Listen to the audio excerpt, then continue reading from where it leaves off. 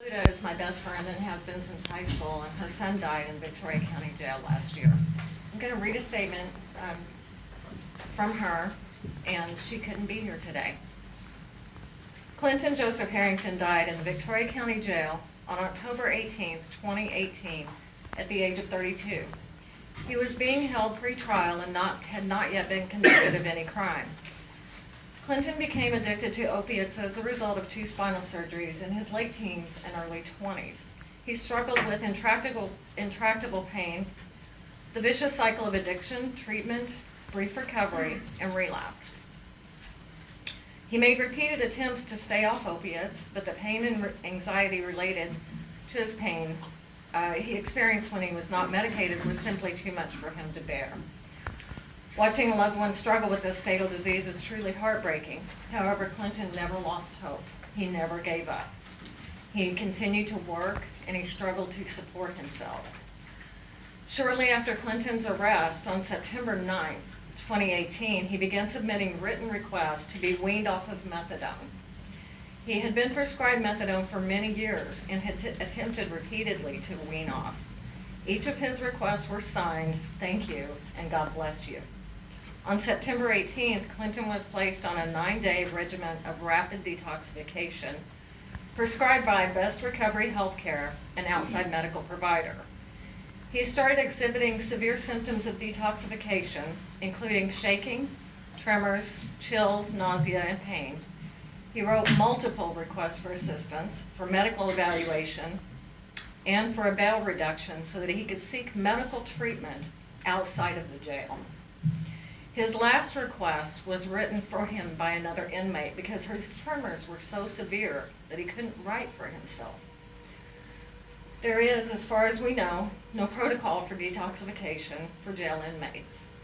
There are no treatment alternatives offered. There is no training of jail staff or the people who provide health care to evaluate and treat patients who are in distress. There is no response to an inmate stating that they are in severe distress due to opiate withdrawal. Opiate addiction can affect anyone, regardless of age, race, profession, education, or economic level. And this addiction is an epidemic in our country. We must be given the tools to help people who are addicted. They should not be treated as just a drug addict. They have the potential to return to productive society if we truly help them. My son died a miserable death.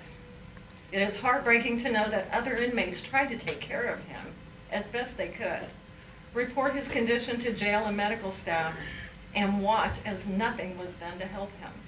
There isn't a moment on any given day that I do not think about my son and wonder what I could have possibly done to help him. I go to bed praying every night that he is at peace and that he knows I would have given my own life for his own. He was such a beautiful, funny, and wonderful young man, and he is missed by so many. He did not deserve to die like that. His grandparents, in particular, are so grief-stricken that I wonder how they survive each day. They are in their 80s, and their hearts are just shredded. Our family will never be complete again. I will never see my son walk down the aisle to his bride. I will never get to celebrate another birthday or holiday or even a visit or a phone call from him. I will never get to talk about hunting and fishing and music and all of the things that he loved. I will never get to experience the joy of having a grandchild for my beautiful son, ensuring life beyond his own and beyond my own. Please, I'm begging you. Imagine your child had the horrible disease of addiction. Imagine they've cried out for help. Imagine that you have the power to help them. How would you want them to be treated? You do have that power. Please use it to help all who are crying out.